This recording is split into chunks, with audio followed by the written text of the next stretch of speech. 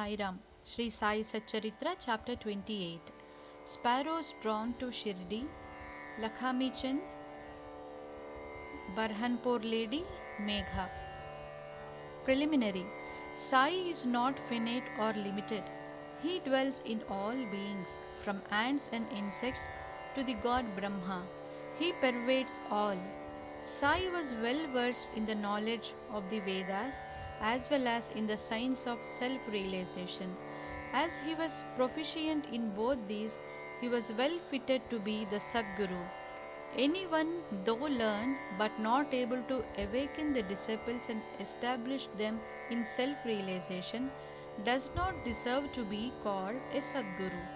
Generally, the Father gives birth to the body, and death invariably follows life. But Sadguru does away with both life and death, and so he is more kind and merciful than anybody. Sai Baba often said that let his man, devotee, be at any distance, 1,000 kos away from him. He will be drawn to Shirdi like a sparrow with a thread tied to its feet. This chapter describes the stories of three such sparrows. Lala Lakhami Chand.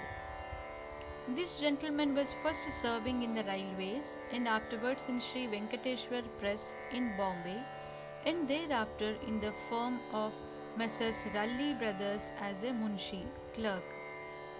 He got the contact of Baba in 1910. 1 or 2 months before Christmas, he saw in his dream at Santa Cruz, a suburb of Bombay, an old man with a bird standing and surrounded by his bhaktas. Some days later, he went to the house of his friend, Mr. Dattatreya Manjunath Bijur, to hear the kirtan by Das Ganu. It was always the practice of Das Ganu to keep Baba's picture in front of the audience while making the kirtan. Lakhami Chand was surprised to see that the features of the old man he saw in his dream tallied exactly with those in the picture, and thus he came to the conclusion that the old man he saw in his dream was Sai Baba himself. The sight of this picture, Das Ganu's Kirtan, and the life of the Saint Tukaram, on which Das Ganu discoursed, all these things made a deep impression on his mind, and he pinned to go to Shirdi. It is always the experience of Bhaktas that God always helps them in their search for Sadguru and other spiritual endeavors. That very night at 8 p.m., a friend named Shankar Rao knocked at his door and asked him whether he would accompany him to Shirdi. His joy knew no bounds and that he at once decided to go to Shirdi. He borrowed 15 rupees from his cousin and after making due preparations left for Shirdi. In the train, he and his friend Shankar Rao did some bhajan, sang religious songs, and inquired about Sai Baba with some fellow passengers, 4 Mohammedans, who were returning to their place near Shirdi. They all told them that Sai Baba was a great saint living in Shirdi for many years. Then, when they reached Kopargaon, he wanted to buy some good guavas for offering to Baba, but he was so much enwrapped with the scenery and sights there that he forgot to purchase them. When they were nearing Shirdi, he was reminded of the guavas. Just then, he saw an old man with a guava basket on her head. Running after the tanga was stopped and he gladly purchased some select fruits. When the women said, "Take all the rest and offer them on my behalf to Baba," the facts that he had intended to purchase guavas but that he had forgotten to do so. The old woman's encounter and her devotion to Baba, all these were a surprise to both the friends. The Lakhamichan thought in his mind that the old woman might be some relation of the old man he saw in his dream. Then they drove on and came near Shirdi, and seeing the flags on the masjid, they saluted them. With puja materials in hand, they then went to masjid and worshipped Baba with due formality. Lakshmi Chand was much moved and was extremely happy to see Baba. He was enwrapped with Baba's feet as a bee with a sweet smelling lotus. Then Baba spoke as follows: Cunning fellow, he does bhajan on the way and inquires from others. Why ask others? Everything we should see with our own eyes. Where is the necessity to question others? Just think for yourself whether your dream is true or not. Where was the necessity of the darshan by taking a loan from a Marwari? Is the heart's desire now satisfied? Hearing these words, Lakhami Chand was wonderstruck at Baba's omniscience. He was at a loss to know how Baba came to know about all the things that had happened en route from his house to Shirdi. The chief thing to note is this respect is that Baba never liked people to run into debt for taking his darshan or celebrating any holiday or making any pilgrimage. Sanza. At noon, when Lakhami Chand was sitting for meals, he got some sanza, wheat pudding, from a devotee as prasad. He was pleased to have it. Next day also he expected it but got nothing, so he was anxious to get it again. Then on the third day at the noon arti time, Bapu Sahib Jog asked Baba what Naivedya he should bring. Baba told him to bring sanza. Then the bhaktas brought two big potfuls of sanzas. Lakhami Chand was very hungry and there was some pain in the back. Then Baba said to him, It is good that you are hungry. Take sanza and some medicines for the pain in the back. He was again wonderstruck to see that Baba again read his mind and spoke out what was passing therein. How omniscient was he! Evil eye. On this occasion, he once witnessed one night the procession to the Chavadi. Baba then suffered much from cough. He thought that this suffering of Baba might be due to somebody's evil eye. Next morning, when he went to masjid, Baba spoke to Shama as follows: I suffered last night from cough. Is it due to some evil eye? I think that somebody's evil eye has worked on me and so I am suffering. In this case, Baba spoke out what was passing in Lakhami Chand's mind. On seeing these proofs of Baba omniscience and kindness to his bhaktas, he fell prostrate at Baba's feet and said, I am much pleased with your darshan. Ever be kind and merciful to me and protect me always. There is no other God to me in this world except your feet. Let my mind be ever wrapped in your bhajan and feet. Let your grace protect me from the miseries of the world and let me ever chant your name and be happy. After getting Baba Udi and blessings, he returned home with his friend, much pleased and contented, and singing Baba's glory on the way. He remained a staunch devotee of Baba afterwards and always sent garlands of flowers, camphor, and dakshina with any person of his acquaintance bound for Shirdi. Parham poor lady. Now let us turn to another sparrow, Baba's word meaning devotee. One lady in Barhampur saw in her dream Sai Baba coming to her door and begging khichdi, rice cooked with dal and salt, for his meals. On awakening, she saw nobody at her door. However, she was pleased with the vision and told it to all, including her husband. He was employed in the postal department, and when he was transferred to Akola, both husband and wife, who were devout, decided to go to Shirdi. Then, on a suitable day, they left for Shirdi and, after visiting Gomati Tit on the way, reached Shirdi and stayed there for 2 months. Every day they went to the masjid, performed Baba's worship, and passed their time happily. The couple came to Shirdi to offer khichdi as naivet, but for the first 14 days, somehow or the other, it could not be offered. The lady did not like this delay. Then on the 15th day, she came at noon to masjid with her khichdi. There she found that Baba and others were already sitting for meals and that the curtain was down. Nobody dared enter in when the curtain was let down, but the lady could not wait. She drew up the curtain with her hand and entered. Strange to say that Baba seemed that day hungry for khichdi and wanted that thing first, and when the lady came in with the dish, Baba was delighted and began to eat morsel after morsel of khichdi. On seeing the earnestness of Baba in this respect, everybody was wonderstruck, and those who heard the story of khichdi were convinced about his extraordinary love for his devotees.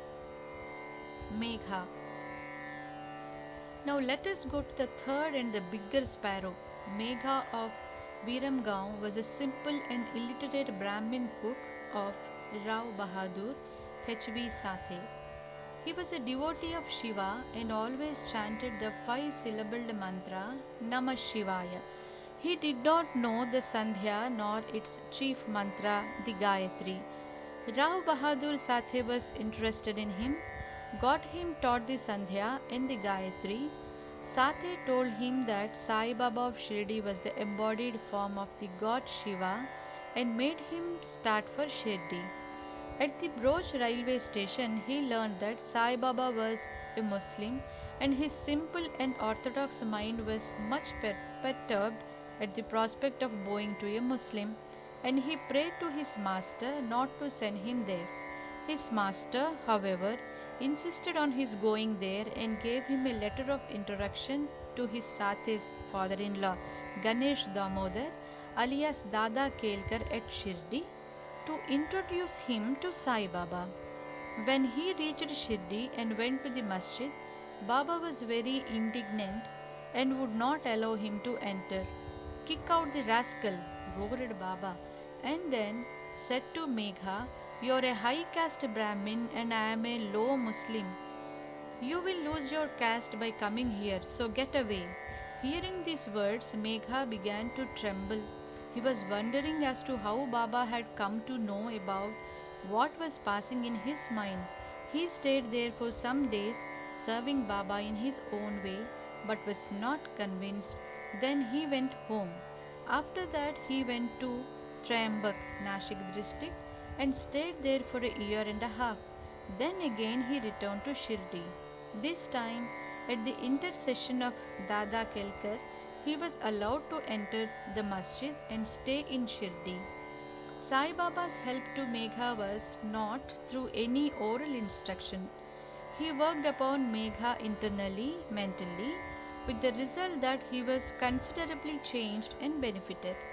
Then Megha began to look upon Sai Baba as an incarnation of Shiva. In order to worship Shiva, Bela leaves are required, and Megha used to go miles and miles every day to bring them and worship his Shiva, Baba. His practice was to worship all the gods in the village and then come to the masjid, and after saluting Baba's Gadi Asan, he worshipped Baba, and after doing some service, shampooing his legs, drank the washings, tirth, of Baba's feet. Once it so happened that he came to the masjid without worshipping God Khandova, as the door of the temple was closed. Baba did not accept his worship and sent him again, saying that the door was open then. Megha went, found the door open, worshipped the deity, and then returned to Baba as usual. Ganges Bath. On one Makar Sankranti day, Megha wanted to besmear the body of Baba with sandal paste and bathe him with Ganges water. Baba was first unwilling to do this operation, but at his repeated request, he consented.